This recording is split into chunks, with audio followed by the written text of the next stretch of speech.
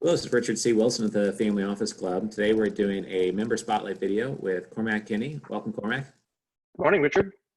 So I know you're with a company called Diamond Standard, and you're a member here in the Family Office Club. So I just want to dig into what you're doing. I think that it's unique from what everyone else in the Family Office Club is doing. And I know because of the patents you have, it's unique from just about what everyone else in the world is doing, which sometimes can mean that people start out with a skeptical idea in their brain. But then in the discussion we just had over the last 30 minutes, just kind of getting to know each other, it seems like you have very sophisticated responses, structures, regulatory status, audits in place, et cetera, that surprised me because a lot of people with innovative ideas are very early on thinking through good responses to all the concerning questions that someone would have in anything that's new and innovative. So what is Diamond Standard and what are you doing, like maybe in a sentence or two, just to kind of give people an idea? Well, Diamond Standard is actually a pretty incredible breakthrough for the asset management industry, which is we've created the world's first fungible diamond commodity. And it looks like this. These are Diamond Standard bars. Each bar, just like gold, has the same value. It trades on the market as any other commodity. And for the first time, investors can invest in diamonds as a store of wealth, as a hedge, and also as a digital asset. Great. And how long have you been working on this project? Because I know from the answers you gave me earlier this morning that it takes a lot of time to get patents in place, to have audits done by Deloitte, et cetera. Yeah, so actually I've been working on this for almost 10 years. And my background is software. I'm a computer scientist from Carnegie Mellon. And I've a number of startups, and they've all been trading systems, optimization, big data types of startups.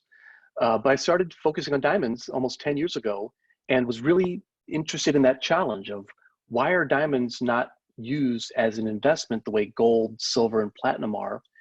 And it turned out to be a computer science problem.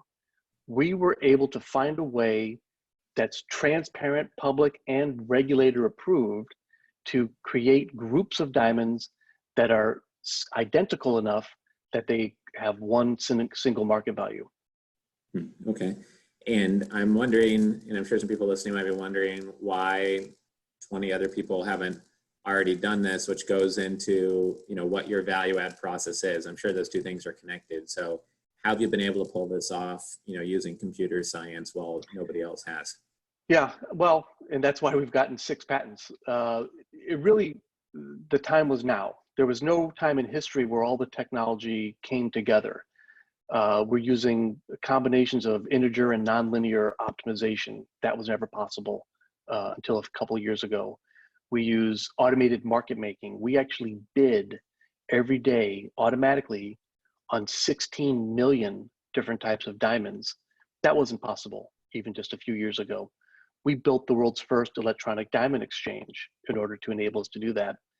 And the last ingredient was really the blockchain. Everything that we do is transparent and recorded so that anyone can inspect the provenance of every diamond. How did these 10 diamonds come together in a way that makes them equal to these 10 diamonds? Well, that entire process is transparent, regulator supervised, and recorded forever on a blockchain. So anyone in the world can verify that our commodity is fair and fungible. Right. Okay. So this is very different from someone coming up with a crypto token that is backed by thin air and an idea, and the value could go up 5,000% and then back down 7,000% the next day. I mean, it's basically blockchain just being used to track the custody and history of this tangible commodity that has a standardized, secure, setup or structure around it, I guess. And the blockchain is just providing that secure ledger almost of, where it is or how it got there and if it's still intact. Is that correct? That's exactly right. And what's super interesting, unlike a Bitcoin, you can hold this. It's real. These are the diamonds. They're all certified by the GIA. We actually never touch the diamonds. It's all handled by the GIA, the world's largest and most prominent gemological lab, they actually even assemble our commodity in their labs.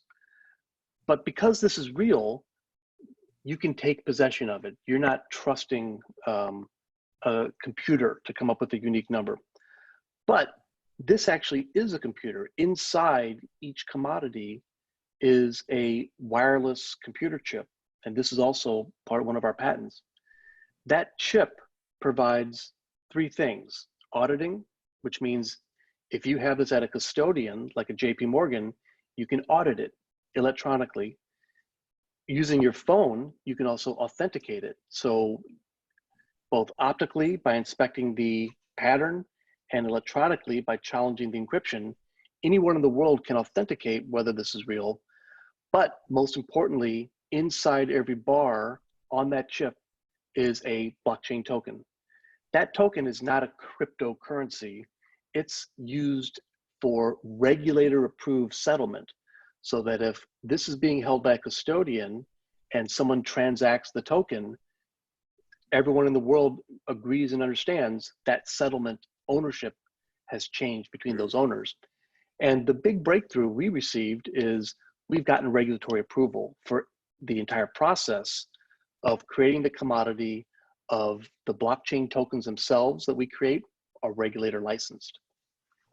Interesting. Yeah, I think when we were speaking this morning, I think the most interesting thing I wasn't aware of is that you can authenticate the diamonds by their unique structure, just like a fingerprint, to know that those are the same diamonds that were put in there, you know, by the GIA in the first place, and the same ones that were in there when you bought the thing, when it's being sold. And I had no idea that that would be possible. I would guess that investors hearing this, or people that run exchanges or investment funds hearing this, you know, aren't sure what they don't know. What do you think is the smartest due diligence question or area of due diligence that an investor should be focused on with something like this? Whether or not you ever get questions about that topic, where do you think, you know, investors should be focused on kind of digging in to figure this out? Yeah, so our biggest challenge was getting the regulatory approval, which took us over a year. And so we've had to be, every aspect has been audited by third parties. Everything that we do is supervised. We've hired Deloitte as our auditor.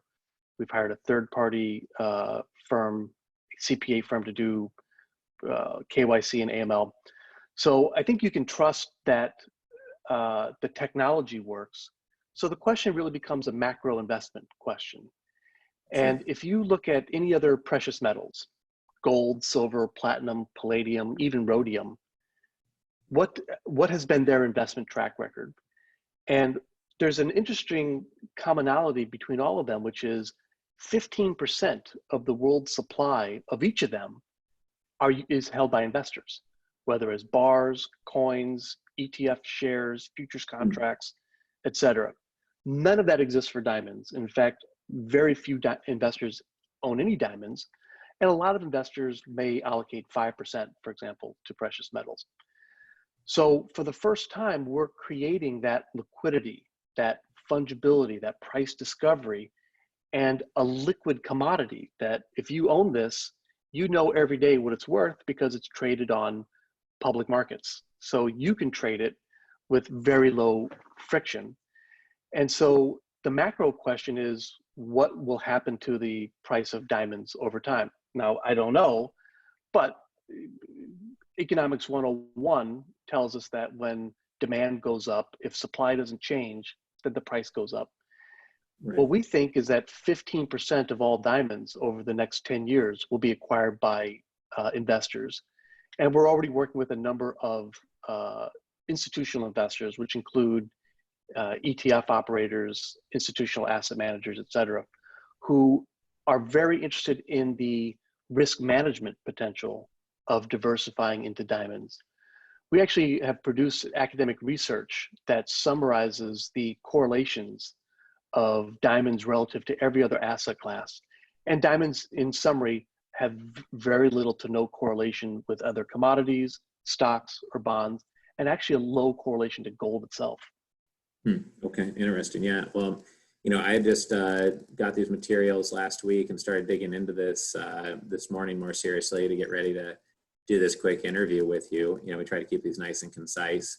I want to have you give out your URL or the best way for someone to reach you. But before I do so, I'll make sure and follow up after this. I've got my friend who made his money in the diamond trade in Europe, another friend that runs the investor club, and he's invested in precious metals a lot. And I've got a bullion storage investment friend, and I have some shares in a bullion storage company in Canada, actually, so I'm familiar with that at a high level.